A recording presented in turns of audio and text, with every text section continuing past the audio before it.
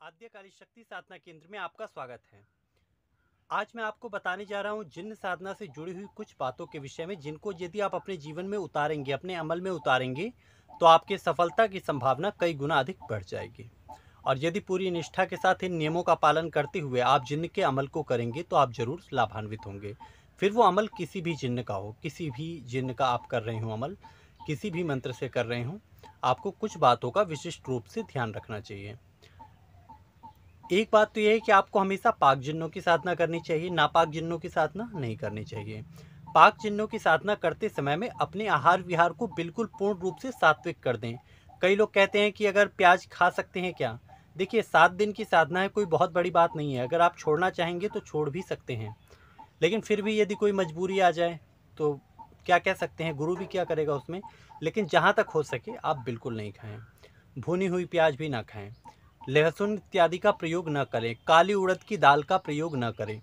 इसके अलावा दिन भर आपके शरीर पर सफ़ेद कपड़े ज़्यादा से ज़्यादा हों, जहाँ तक हो सके सफ़ेद कलर की शर्ट या सफ़ेद कुर्ता इत्यादि पहनें।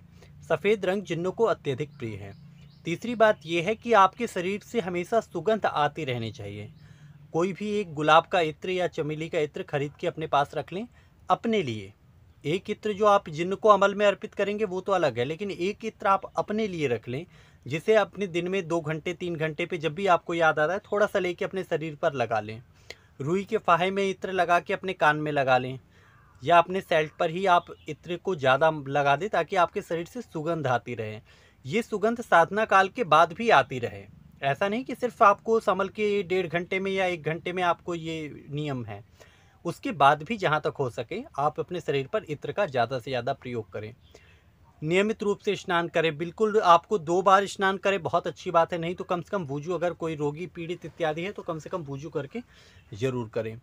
इसके बाद आपको कुछ बातों का याद ध्यान रखना होगा कि इनकी साधना करते समय में आपको भूमि पर शयन करना चाहिए। किसी भी साधना में आप भूमि पर शयन करते रहें, अपने विचार को इन पे केंद्रित करें।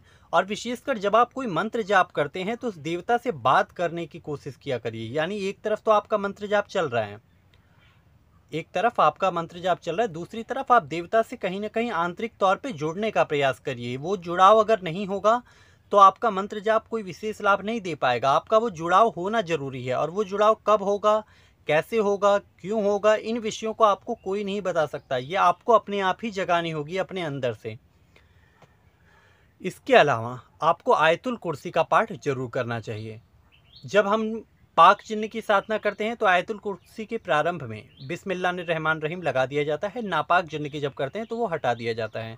जैसे हमारे हिंदू धर्म में ओम लगा देने से मंत्र सात्विक हो जाता है। मंत्र प्रणव अगर पा जाता है तो उसकी ऊर्जा सकारात्मक हो जाती है, और प्रणव हट जाए तो मंत्र की ऊर्जा विनाशात्मक हो जाती है। कई लोग कहते हैं क्लीम बीज के आगे ओम नहीं लगना चाहिए, एम बीज के आगे ओम नहीं लगना चाहिए। ऐसा कुछ नहीं है। बात यह है कि मंत्र का आप प्रयोग किस ढंग से करना चाहते हैं, उसकी रचनात्मक शक्तियों का या उसकी विनाशात्मक शक्तियों का। उसी तरीके से आयतुल कुर्सी है। बिस्मिल्लाहिर्रहमानिर्रहीम अल्लाहु ला इलाहा इल्ला हुवल हय्युल क़य्यूम ला तक़दीसुहु तुवल्लहु लहु मा फ़िस समावाति मा फ़िल अर्ज़ि मन ज़ल लज़ी यशफ़अ ला बियदिही व खल्फ़ुहुम ला यहूतून बिशैइन मिन इल्मिही इल्ला बिमा वसिअ कुर्सिय्युहु समावाति वल अर्ज़ि वला हिफ़्ज़ुहुमा वल हुवल अलिय्युल अज़ीम। लेकिन अगर आप इसे ऐसे पढ़ेंगे कि आप नापाक जिन्न के लिए करेंगे, हालांकि आपको करने नहीं है, सिर्फ जानकारी वश मैं बता रहा हूँ, तो आप बिस्मिल्लाहिर्रहमानिर्रहीम हटा के सीधा अल्लाहु ला इलाहा इल्ला हुवल हय्युल क़य्यूम ला तक़दीसुहु लहु मा फ़िस समावाति मा फ़िल अर्ज़ि मन ज़ल लज़ी इत्यादि करेंगे। इसके अलावा जब भी आप इन जिन्न का अमल पूरा कर लें तो आपको दरूद शरीफ जरूर पढ़ना चाहिए। दरूद शरीफ कई प्रकार के हैं, अनेक लोगों द्वारा दरूद शरीफ लिखे गए हैं, अनेक प्रकार के प्राप्त होते हैं, उनमें थोड़े थोड़े अंतर हैं, लेकिन उससे कोई फ़र्क नहीं पड़ता। आप दरूद शरीफ एक तरह से आपकी की हुई प्रार्थना को समर्पित कर देना है। जैसे हम हिंदू लोगों में करते हैं ओम घौति गुप्ति ग्रहणतम स्मृतम जबम तस्य सिद्धिर्भवतु मे देवी तत्प्रसादन महेश्वरी या महेश्वरा। उसी तरीके से इस्लामिक लोगों में किया जाता है। जैसे अब मैं जो सामान्यतः करवाता हूँ, इब्राहिम दरूद शरीफ का प्रयोग करते हैं, वो ये है अल्लाहुम्मा अल्लाह सैयदना मौलाना मोदी बरिक वसल्लम सलातो सलाम का या रसूल अल्लाह सल्लल्लाहु ताला अलैहि वसल्लम। अल्लाहुम्मा अल्लाह सैयद मौलाना मोदी बरिक वसल्लम सलातो सलाम का या रसूल अल्लाह सल्लल्लाहु ताला अलैहि वसल्लम। इस मंत्र से किया जाता है। तो इस मंत्र से आपको दोनों हाथ आगे जोड़ के दुआ कर देनी है। एक बात और, बैठते समय में हमेशा पीछे पैर मोड़ के वज्रासन में बैठे। सुखासन में जैसे अभी मैं आपके समक्ष बैठा हूँ, ऐसे सुखासन में, इस आसन में बैठ करके जिन्न के अमल नहीं किए जाते हैं। जिन्न के अमल आपको करने हैं तो आपको पैर मोड़ करके, आपके दोनों पैर पीछे की तरफ मुड़े हों और आपको ऐसे बैठना है। बैठते समय में अपने दोनों हाथों को आपको आगे रखना है घुटनों पर। दाहिने हाथ से अगर आप मंत्र जाप कर रहे हैं, अगर आप जैसे यदि कोई नियम है कि आपको 333 बार करना है, आपने काउंटर ले रखा है तो बात अलग है। आपको माला से करनी है तो आप अपने एक हाथ से माला जपेंगे, दूसरा हाथ अपने घुटने पर रहिए, रीढ़ की हड्डी को सीधे रखे रहिए, ध्यान से जोड़ने का प्रयास करिए। पहले आयतुल कुर्सी पढ़िए। इसके अलावा भी अपना अमल करने के बाद भी आप सूरह जिन्न का पाठ नियमित तौर पर बढ़ाते रहें। सूरह जिन्न यदि आप करते रहेंगे तो उससे आपका अमल जल्दी सिद्ध होगा, आपको साधना में सफलता मिलेगी।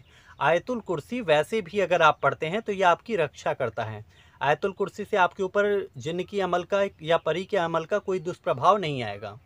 परी के अमल में भी आयतुल कुर्सी पढ़नी ही चाहिए, लेकिन जिन्न के अमल में आयतुल कुर्सी, सूरह जिन्न, इन्हें जरूर पढ़ना चाहिए।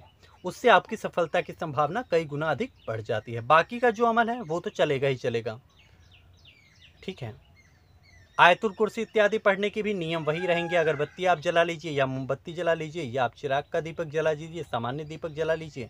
लेकिन जब आप अमल कर रहे हैं तो अमल पे तो जो आपका नियम कहता है चिराग जलाना है तो चिराग जलेगा, मोमबत्ती जलानी है तो मोमबत्ती जलेगी, ठीक है।